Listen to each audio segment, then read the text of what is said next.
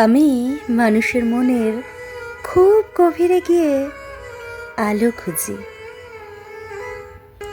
কার চোখে শ্রাবণ মেঘ জমেছে, কে বিষাদ লুকিয়ে মিথ্যে হাসছে, এসব অতি ক্ষুদ্র অবহেলাও আমার দৃষ্টি এড়াতে পারে না। অথচ অদ্ভুতভাবে আমার বেলায় কেউ একটুও খেয়াল করে না। আমি হঠাৎ যখন নিস্তব্ধ হয়ে যাই, কেউ কখনো ব্যাকুল হয়ে সেই নীরবতার কারণ শুধায় না, বরং সবাই ভেবেই নেয় আমি বেশ ভালোই আছি। যদিও বুকের ভেতর তখন ভাঙচুরের শব্দ চলতে থাকে। কারো মন খারাপের খবর পেলে আমি বড্ড অস্থির হয়ে উঠি।